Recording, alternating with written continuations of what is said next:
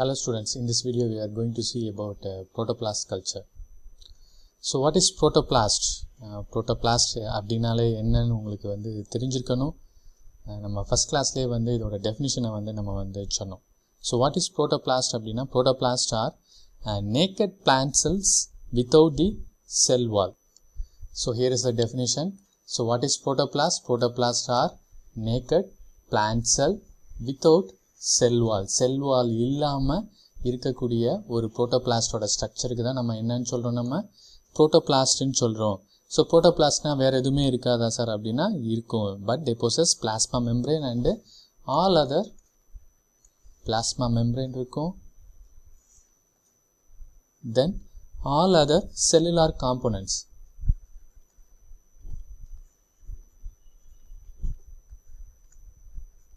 ஒரு செல்லில் வந்து என்னென்னலாம் காம்போனன்ட் இருக்கணுமோ அது எல்லாத்துமே வந்து பார்த்திங்கன்னா அது இருக்கும். So plasma membrane, MEMBRANA plasma membrane and other cellular components.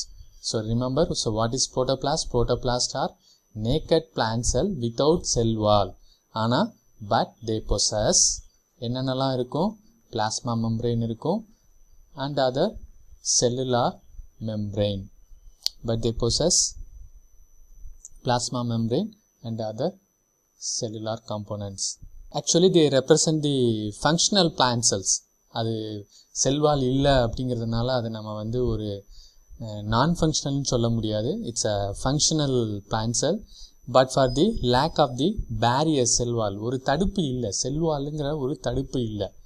இப்போ நம்ம வந்து ஒரு வீட்டில் வந்து ஒரு கதவு இல்லை, வீட்டை சுற்றி ஒரு காம்பவுண்ட் இல்லை அப்படின்னா வந்து பார்த்திங்கன்னா, இல்லை ஒரு ஒரு நிலம் வச்சுருக்கீங்க, அது ஒரு கொய்யா தோப்பு வச்சுருக்கீங்க அப்படின்னா, ஸோ அதுக்கு பேரியர் வந்து நம்ம வந்து ஃபென்சிங் வச்சுருப்போம். எதர் வந்து மெக்கானிக்கல் ஃபென்சிங் இல்லை நேச்சுரல் ஃபென்சிங் ஏதாச்சும் நம்ம வந்து வச்சுருப்போம். அது மாதிரி இந்த செல் வந்து ஈவன் தோ இட்ஸ் ஃபங்க்ஷனலாக இருந்தாலும் lack of the barrier, that is a cell wall வந்து இல்லை. சரி, இந்த புரோட்டோபிளாஸ்ட், இப்போ செல் வால் இல்லாத புரோட்டோபிளாஸ்ட் எப்படி இருக்கும்னு நம்ம வந்து இமேஜின் பண்ணோம்னா, செல் வால் இல்லாமல் இந்த மாதிரி புரோட்டோபிளாஸ்ட் இருக்குது அப்படின்னா என்ன பண்ணலாம், இதை வச்சு என்ன சார் பண்ணுறது, இது வந்து நேச்சுரலாக இருக்குமா, இல்லை இது என்ன பண்ணலாம் அப்படின்னா வந்து பார்த்திங்கன்னா, நம்ம ரெண்டு ஸ்பீசிஸோட புரோட்டோபிளாஸ்ட், ஃபார் எக்ஸாம்பிள் இது ஸ்பீசிஸ் ஏ, ஸ்பீசிஸ் பி, இந்த ரெண்டு புரோட்டோபிளாஸ்டையும் நம்ம வந்து ஃபியூஸ் பண்ணலாம். ஸோ ஃபியூஸ் பண்ணுறதுனால நமக்கு வந்து என்ன கிடைக்கிது அப்படின்னா, ஒரு ஹைப்ரிட் வந்து கிடைக்கிது. ஏயும் பியும் வந்து நம்ம வந்து ஃபியூஸ் பண்ணுறோம், இணைக்கிறப்ப வந்து பார்த்திங்கன்னா ஒரு ஹைப்ரிட் வந்து கிடைக்கிது. இந்த ஹைப்ரிட் வர்றதை வந்து நம்ம என்னன்னு சொல்கிறோம், இந்த ப்ராசஸ்க்கு பேர் என்னன்னு சொல்கிறோம் அப்படின்னா somatic hybridisation.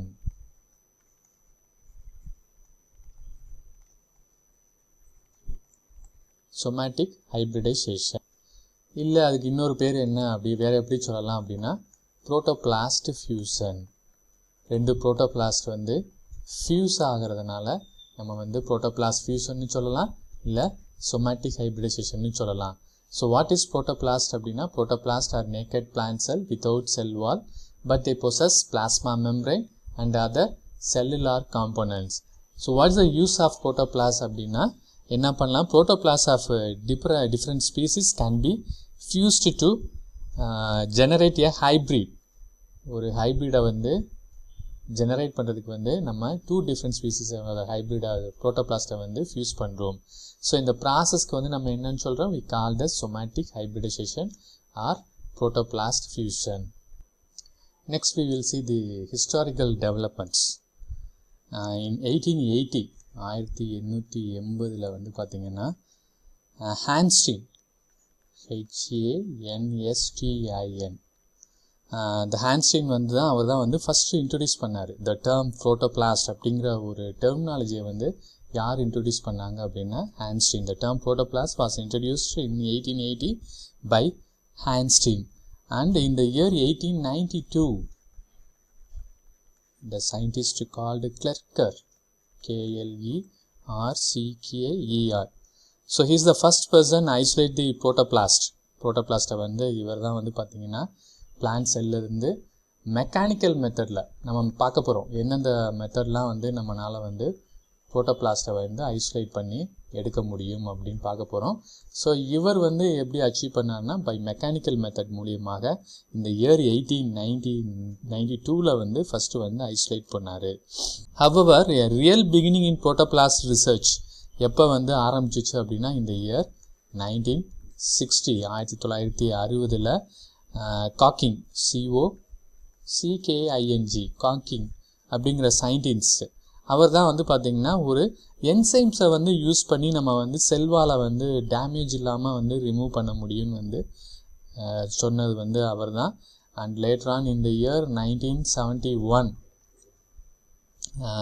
ராக்கேப் and his colleagues RAKABE Rakabe அவங்களுடைய கோவொர்க்கரும் வந்து பார்த்திங்கன்னா ஹோல் டொபாக்கோ பிளான்ட்டை வந்து ஒரு புரோட்டோபிளாஸ்ட்லேருந்து ரீஜெனரேட் பண்ணாங்க. ஃபஸ்ட்டு புரோட்டோபிளாஸ்ட்லேருந்து ஒரு டொபாக்கோ பிளான்ட் புதுசாக ஒரு டொபாக்கோ பிளான்ட்டே வந்து பார்த்திங்கன்னா உருவாக்கி காமிச்சாங்க. ஸோ அதுக்கப்புறம் தான் வந்து பார்த்திங்கன்னா 1980 வந்து நம்ம பார்த்த இந்த புரோட்டோபிளாஸ்ட் ஃபியூஷன் வந்து பார்த்திங்கன்னா எல்லாராலையும் பண்ணப்பட்டது. So these are all the important historical events. என்னென்னு பார்த்தா இந்த 1880 ஹான்ஸ்டீன் the term protoplast வந்து இன்ட்ரடியூஸ் பண்ணது இவர் தான். அண்டு கிளர்க்கர் 1892 வந்து பார்த்திங்கன்னா ஃபஸ்ட்டு ஐசோலேட் பண்ணார் பை மெக்கானிக்கல் மெத்தட் மூலியமாக பிளான்ட் செல்லிலிருந்து புரோட்டோபிளாஸ்ட்டை வந்து ஐசோலேட் பண்ணாங்க. இந்த இயர் 1960 வந்து காக்கிங் வந்து பார்த்திங்கன்னா கொஞ்சம் அட்வான்ஸ் என்சைமேட்டிக் மெத்தடில் வந்து நம்மளால் வந்து புரோட்டோபிளாஸ்ட்டை வந்து ஐசோலேட் பண்ண முடியும் அப்படின்னு சொல்லி சொன்னவர் வந்து பார்த்திங்கன்னா காக்கிங்.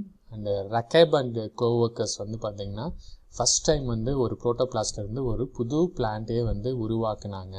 ஸோ நீங்கள் ஞாபகம் வச்சுக்க வேண்டியது ஃபஸ்ட்டு புரோட்டோபிளாஸ்ட்லேருந்து ஃபஸ்ட்டு ஜெனரேட் பண்ண பிளான்ட் எது அப்படின்னா டொபாக்கோ. ஒன் வேர்டில் வந்து கேட்பாங்க. ஸோ லேட்டர் இந்த இயர் 1980 வந்து பார்த்திங்கன்னா புரோட்டோபிளாஸ்ட் ஃபியூஷன் வந்து பார்த்திங்கன்னா ரொம்ப அதிகமாக வந்து எல்லாராலையும் பண்ணப்பட்ட ஒரு விஷயம். So next we will see the importance of protoplasts and their culture. So nowadays the isolation, culture and fusion of protoplast is a fascinating field in plant research. Plant researchல வந்து பார்த்தீங்கன்னா protoplast isolate பண்ணுறது, culture பண்ணுறது and fusion பண்ணுறது இதெல்லாமே வந்து பார்த்திங்கன்னா எல்லாராலையும் விரும்பத்தக்கக்கூடியது. ஏன்னா புதுசாக நம்மளால் வந்து க்ரியேட் பண்ண முடியும். அந்த ஆஸ்பெக்டில் பார்க்குறப்ப வந்து பார்த்திங்கன்னா protoplast have a wide range of application. நிறைய அப்ளிகேஷன்ஸ் வந்து இருக்குது. அதில் சம் ஆஃப் தம் ஆர் நம்ம வந்து பார்ப்போம், லிஸ்ட் பண்ணி நம்ம வந்து பார்ப்போம். ஸோ ஃபஸ்ட் ஒன்ங்கிறப்ப வந்து பார்த்திங்கன்னா புரோட்டோபிளாஸ்ட் கல்ச்சர் பண்ணோம்னா can be regenerated into a whole plant. புரோட்டோபிளாஸ்ட்டை கல்ச்சர் பண்ணால் ஒரு புது பிளான்ட்டை வந்து உருவாக்க முடியும். அதான் ஃபஸ்ட்டு அட்வான்டேஜஸ், அதான் first application. So the first application is the protoplast in culture can be regenerated into a whole plant. So second application என்ன அப்படின்னா வந்து hybrids can be developed. Second point, hybrids can be developed from protoplast fusion. Third application, it is easy to perform single cell cloning with புரோட்டோபிளாஸ்டோட நம்ம வந்து பார்த்திங்கன்னா ரொம்ப ஈஸியாக நம்ம என்ன பண்ண முடியும், க்ளோனிங் பண்ண முடியும். It is easy to perform single cell cloning. Fourth application என்ன அப்படின்னு வந்து பார்த்திங்கன்னா ஜெனட்டிக் டிரான்ஸ்ஃபார்மேஷனை வந்து நம்ம வந்து ஈஸியாக பண்ண முடியும். ஒரு செல்லில் இருக்கக்கூடிய ஒரு ஜெனட்டிக் மெட்டீரியலை இன்னொரு செல்லுக்கு வந்து நம்மளால் ஈஸியாக டிரான்ஸ்ஃபார்மேஷன் பண்ண முடியும்.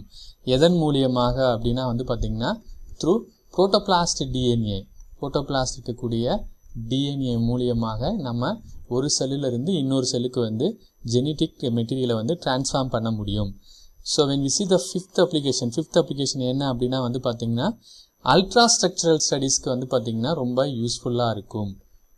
ஒரு செல்லோட அல்ட்ரா ஸ்ட்ரக்சரல் ஸ்டடீஸ் ரொம்ப டீப்பாக வந்து நம்ம வந்து பார்க்கணும் அப்படின்னு நம்ம நினச்சோம்னா புரோட்டோபிளாஸ்ட்டை தான் பெஸ்ட் ஆப்ஷனாக நம்ம வந்து கன்சிடர் பண்ணணும். சிக்ஸ்த்து வந்து என்ன அப்படின்னு வந்து பார்த்திங்கன்னா சிக்ஸ்த் அப்ளிகேஷன் வந்து பார்த்திங்கன்னா isolation of cell organelles and chromosome. Cell ஆர்கனல்ஸை வந்து ஐசோலேட் பண்ணுறது, குரோமோசோமை வந்து பார்த்திங்கன்னா ஐசோலேட் பண்ணுறது, இதெல்லாம் வந்து பார்த்திங்கன்னா புரோட்டோபிளாஸ்டில் தான் வந்து பார்த்திங்கன்னா ரொம்ப ஈஸி. செவன்த் அப்ளிகேஷன் என்ன அப்படின்னு வந்து பார்த்திங்கன்னா protoplast R useful for membrane studies. எப்படி வந்து ஒரு டிரான்ஸ்போர்ட் ஆகுது, ஒரு செல்லேருந்து இன்னொரு இதுக்கு வந்து செல் சிக்னல்ஸ் வந்து எப்படி டிரான்ஸ்போர்ட் ஆகுது, செல்லுலார் ப்ராசஸ் வந்து எப்படி நடக்குது, இதெல்லாம் வந்து இப்போ படிக்கிறதுக்கு வந்து பார்த்திங்கன்னா புரோட்டோபிளாஸ்ட் தான் வந்து ரொம்ப யூஸ்ஃபுல்லாக இருக்கும். ஸோ மெம்பரைன் ஸ்டடீஸ்க்கு வந்து பார்த்திங்கன்னா ரொம்ப useful. And eighth application, final application என்னது வந்து பார்த்திங்கன்னா so isolation of mutants from protoplast culture is easy. So last application வந்து isolation of mutants from protoplasm culture. So these are all the applications. இல்ல otherwise we can say importance of protoplast and the culture. ஒரு புரோட்டோபிளாஸ்ட்டை வந்து isolate பண்ணுறதும் அதை culture பண்ணுறதுக்கும் என்னென்னலாம் வந்து முக்கியத்துவம்னா இந்த 8 வந்து we can list out. So once again we can see a quick recap. So what is protoplast? Protoplast are naked plant cell without cell wall, but they possess plasma membrane and other cellular components. Plasma membrane and other cellular components. What is the purpose abdina? We can fuse two different species protoplast to make a hybrid. The process is called as somatic hybridization or protoplast fusion. So these are all the historical development. You have to remember the first developed plant from protoplast is tobacco in the year 1971. The last one, the importance of protoplast culture. Otherwise we can say the application of protoplast culture. It is used to regenerate into a whole plant. That is the first application. The second application is hybrids can be developed from protoplast fusion. புதுசாக நம்மளால் hybrid வந்து develop பண்ண முடியும். இப்போ 2 different species of புரோட்டோபிளாஸ்ட்டை வந்து fuse பண்ணுறதன் மூலியமாக. Third வந்து it is very easy to perform single sell cloning. Fourth one is genetic transformation.